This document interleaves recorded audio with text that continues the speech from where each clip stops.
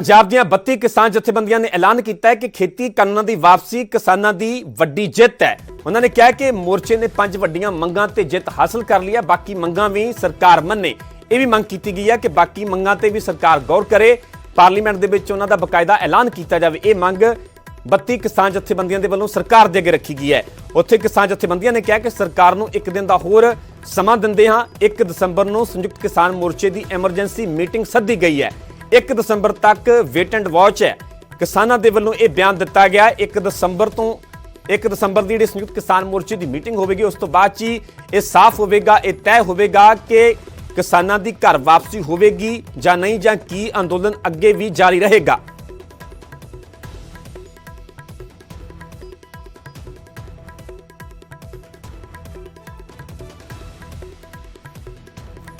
सो पंजाब ਦੀਆਂ 32 किसान जथेबंदियां ਦੇ ਵੱਲੋਂ ਅੱਜ ਮੰਥਨ ਕੀਤਾ ਗਿਆ, ਮੀਟਿੰਗ ਕੀਤੀ ਗਈ। पंजाब ਦੀਆਂ किसान जथेबंदियां ने कहा कि खेती कानूनों की वापसी किसानों की वड्डी जित है। मोर्चे ने 5 वड्डियां मंगां ते जित हासिल कर ली है। उत्थे सरकार ते भी मंग की है कि ਜਿਹੜੀਆਂ होर तमाम मंगां ने ਉਹ ਮੰਗਾਂ भी सरकार ਮੰਨੇ। ਇਹ ਵੀ ਮੰਗ ਕੀਤੀ ਗਈ ਹੈ कि पार्लीमेंट ਦੇ ਵਿੱਚ ਇਸ ਦਾ सरकार ऐलान करे। सरकार ਨੂੰ 1 दिन ਦਾ ਹੋਰ ਸਮਾਂ ਦਿੱਤਾ ਗਿਆ पंजाब ਦੀਆਂ ਜਥੇਬੰਦੀਆਂ ਦੇ ਵੱਲੋਂ ਤੇ 1 ਦਸੰਬਰ ਨੂੰ संयुक्त किसान मोर्चे की एमरजेंसी मीटिंग सद्दी गई है। इस मीटिंग दे विच अगली रणनीति जिहड़ी तय की जाएगी, वो साफ होगा कि आखिरकार कदों किसानों की घर वापसी होगी। एसकेएम की मीटिंग होगी, जिहड़ा अगले फैसला अंदोलन की जिहड़ी जित अज हो चुकी है, अगले जिवें भी अगला कार्रवाई होनी है ते एमएसपी की कमेटी तो बगैर जिवें भी फैसला एक दिन का समा दिंदे सरकार नूं ते ओह 1 तरीक की मीटिंग च अगले फैसले सारे संयुक्त तौर पर सारिया स्टेट में बैठ के एसकेएम वालों लिੱਤੀ जाऊगी। ਕਾਦੀਆਂ ਸਾਹਿਬ ਸਪਸ਼ਟ ਲਫ਼ਜ਼ਾਂ ਦੇ ਵਿੱਚ ਅੱਜ ਦੀ ਮੀਟਿੰਗ ਦੇ ਵਿੱਚ ਕਿਹੜੇ-ਕਿਹੜੇ ਫੈਸਲੇ ਹੋਏ ਔਰ ਸਰਕਾਰ ਨੂੰ ਕੀ ਅਲਟੀਮੇਟਮ ਦਿੱਤਾ? ਸਪਸ਼ਟ ਅੱਖਰਾਂ ਦੇ ਵਿੱਚ ਜਿਹੜੇ ਅੱਜ ਅਸੀਂ ਪਾਰਲੀਮੈਂਟ ਦੇ ਵਿੱਚ ਲੋਕ ਸਭਾ ਰਾਜ ਸਭਾ ਸਾਡੀ ਜਿੱਤ ਪ੍ਰਾਪਤ ਹੋਈ ਆ, ਅਸੀਂ ਉਹਨੂੰ ਸੰਪੂਰਨ ਜਿੱਤ ਸਮਝਦੇ ਆ ਵੀ 3 ਬਿੱਲ ਤੇ 2 ਬਿੱਲ ਜਿਹੜੇ ਪਰਾਲੀ ਵਾਲੇ ਨੇ ਤੇ ਜਿਹੜਾ ਬਿਜਲੀ ਐਕਟ ਆ ਉਹਦੇ ਚੋਂ ਕਿਸਾਨਾਂ ਨੂੰ ਕੱਢਿਆ ਗਿਆ। ਇਸ ਕਰਕੇ ਜਿਹੜੀਆਂ ਮੰਗਾਂ ਅਸੀਂ ਲੈ ਕੇ ਆਏ ਸੀ ਉਹ ਸੰਪੂਰਨ ਤੌਰ ਤੇ ਬਿੱਲਾਂ ਦੇ ਉੱਤੇ ਪੂਰੀ ਸੰਪੂਰਨ ਜਿੱਤ ਹੋ ਗਈ ਆ। ਜਿਹੜੀ ਐਮਐਸਪੀ ਦੇ ਉੱਪਰ ਕਮੇਟੀ ਆ ਉਹਦੀ ਕਲੈਰਿਟੀ ਵਾਸਤੇ 1 ਦਿਨ ਸਰਕਾਰ ਨੂੰ ਦਿੱਤਾ ਜਾਂਦਾ ਵੀ ਜੇ ਉਹਨਾਂ ਨੇ ਕਿਹਾ ਵੀ ਕਿਸਾਨ ਦੇ ਨੁਮਾਇੰਦੇ ਲਿੱਤੇ ਜਾਣਗੇ ਤਾਂ ਟੈਨਿਓਰ ਕੀ ਹੋਊਗੀ, ਉਹ 1 ਦਿਨ ਦੇ ਵਿੱਚ ਆਪਣੀ ਕਲੈਰਿਟੀ ਦੇ ਦੇਣ।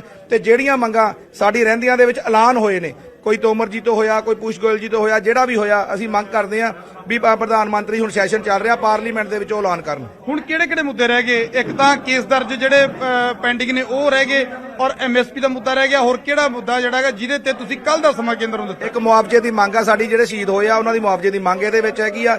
ਕਲੀਅਰ ਜਿਹੜੇ ਕੇਸ ਨੇ ਯੂਟੀ ਦੇ ਨੇ, ਜਿਹੜੇ ਰੇਲਵੇ ਦੇ ਉਸਤੇ ਨੇ ਜਾਂ ਦਿੱਲੀ ਦੇ ਵਿੱਚ ਨੇ, ਉਹ ਸੈਂਟਰ ਸਰਕਾਰ ਦੇ ਥੱਲੇ ਨੇ, ਉਹ ਕੀਤੀ ਜਾਵੇ ਡਾਇਰੈਕਟ। ਬਾਕੀ ਸਾਰੀਆਂ ਸਟੇਟਸ ਨੂੰ ਇੰਸਟਰਕਸ਼ਨ ਦਿੱਤੀਆਂ ਜਾਣ ਕਿਉਂਕਿ ਹਾਲੇ ਕੇਸ ਐਫਆਈਆਰ ਲੈਵਲ ਤੇ ਤੁਹਾਡੇ ਸਾਹਮਣੇ ਪੰਗੂ ਸਾਹਿਬ ਨੇ ਸਾਰਾ ਕਲੀਅਰ ਕੀਤਾ। ਇਹ ਅਲਟੀਮੇਟਮ ਮੀਡੀਆ ਦੇ ਮਾਧਿਅਮ ਰਾਹੀਂ ਦਿੱਤਾ ਜਾਂ ਕੋਈ ਸਰਕਾਰ ਨੂੰ ਹੁਣ ਨਵਾਂ ਪੱਤਰ ਵਗੈਰਾ ਕੋਈ ਨਵੀਂ ਚਿੱਠੀ ਭੇਜ ਰਹੇ? ਕਿਉਂਕਿ ਪਹਿਲਾਂ ਵਾਲੀ ਚੋਂ ਤਾਂ ਜ਼ਿਆਦਾਤਰ ਹੱਲ ਹੋ ਗਿਆ। ਦੇਖੋ, ਇਹ ਪ੍ਰਧਾਨ ਮੰਤਰੀ ਨੇ ਸਾਨੂੰ ਮੀਡੀਆ ਦੌਰਾਨ ਹੀ ਦੱਸਿਆ ਤੇ ਅਸੀਂ ਵੀ ਮੀਡੀਆ ਦੌਰਾਨ ਹੀ ਪ੍ਰਧਾਨ ਮੰਤਰੀ ਨੂੰ ਦੱਸ ਰਹੇ ਹਾਂ। ਤਾਂ ਅੱਗੇ ਰੂਪਰੇਖਾ ਕੀ ਰਹੇਗੀ? ਕੀ ਧਰਨਾ ਪ੍ਰਦਰਸ਼ਨ ਜਾਰੀ ਰਹੇਗਾ? ਹੁਣ ਅਗਲੀ ਮੀਟਿੰਗ ਜਿਹੜੀ ਹੈ ਕਦੋਂ ਹੋਏਗੀ? 1 ਤਰੀਕ ਨੂੰ wait and watch the condition ਆ।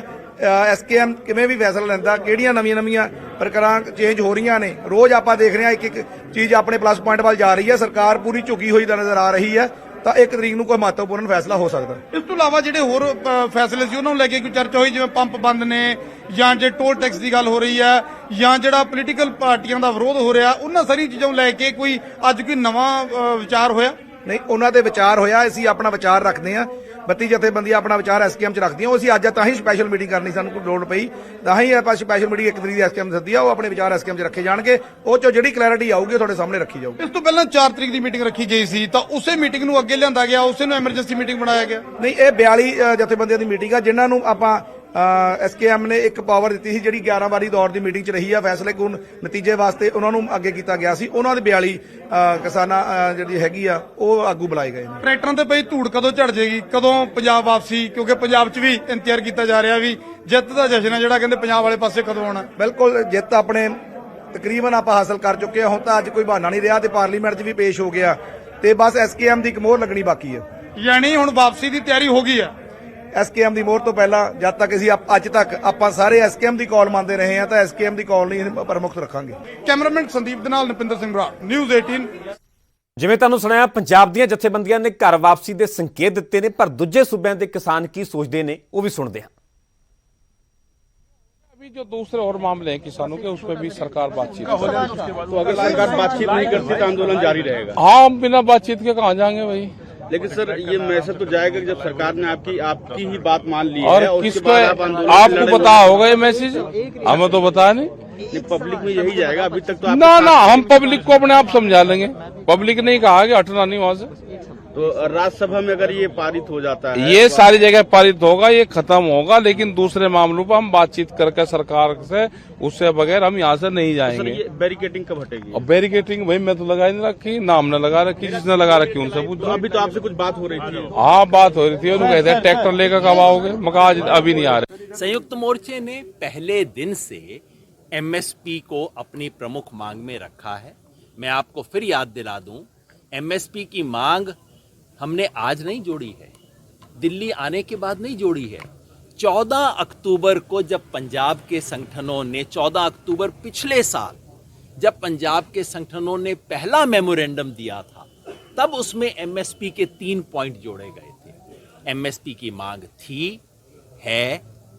सबसे पहले तो हम उन शहीदों को जिन्होंने इन कानूनों को रद्द करवाने के लिए अपनी कुर्बानियां दी और जो लगातार सड़कों में बैठे रहे, उनका धन्यवाद करना चाहेंगे कि आज आपकी मेहनत रंग लाई है।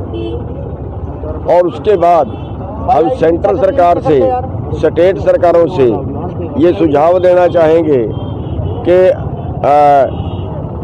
उन्होंने 3 कानून वापस ले लिए हैं और उसके साथ ही हमारा जो अगली मांग थी एमएसपी की गारंटी की, जो उसके पैरेलल मांग थी, उस पे अभी तक उन्होंने कोई विचार नहीं किया है। हालांकि कमेटी बनाने की बातें आ रही हैं, लेकिन उससे संतुष्टि इसलिए नहीं होती कि ना तो उसको कोई पारदर्शी बात नहीं कर रहे कि कौन कमेटी में लोग होंगे, कितने दिन में रिपोर्ट देंगे, किस किस पॉइंट पे वो अपनी रिपोर्ट देंगे।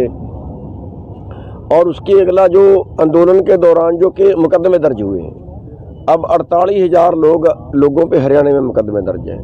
अब उनको वापस लिए तो बिना तो हम घर नहीं जा सकते ना, तो सरकार को वो भी तुरंत वापस ले लेना चाहिए। मैं तो ये कहता हूँ आज ही उनको ये फैसला भी कर लेना चाहिए। ਉੱਥੇ ਲੋਕ ਸਭਾ ਤੇ ਰਾਜ ਸਭਾ ਦੇ ਵਿੱਚ ਵਾਪਸੀ ਬਿੱਲ ਪੇਸ਼ ਕਰਦੇ ਸਮੇਂ ਹੰਗਾਮਾ ਵੀ ਹੋਇਆ। ਕਾਂਗਰਸ ਨੇ ਬਿੱਲ ਤੇ ਚਰਚਾ ਨਾ ਕਰਵਾਉਣ ਦਾ ਵਿਰੋਧ ਕੀਤਾ, ਜਿਸ ਤੇ ਖੇਤੀ ਮੰਤਰੀ ਤੋਮਰ ਨੇ जवाब दिता। किसान संगठन सभी लोगों ने विरोध किया और उन्होंने कहा ये बिल किसानों के हित में नहीं है और किसानों के विरोध में है, इससे किसानों को कोई फायदा नहीं होगा, इसलिए इस बिल को आप वापस लीजिए। ऐसा 1 साल 3 महीने से ये एजिटेशन चल रहा था, फिर भी सरकार नहीं मानी। आखिरी में ऐसा एक वक्त आया कि जब सारे देश में एक माहौल बन गया इस कानून के खिलाफ और उसका रिजल्ट थोड़ा सा बाई इलेक्शन में भी उधर इधर महसूस हुआ। और प्लीज वाइंड अप। एक मिनट, 2 मिनट। तो उसके बाद में अब 5 स्टेट में चुनाव है, इसका परिणाम भी वो पहले से सोच चुके कि ये भाई ये बाई इलेक्शन में ऐसा परिणाम है तो फिर 5 स्टेट में इसका परिणाम क्या होगा। तब उनको आया नहीं आपको सर 700 लोग बॉर्डर पे मर चुके हैं। प्लीज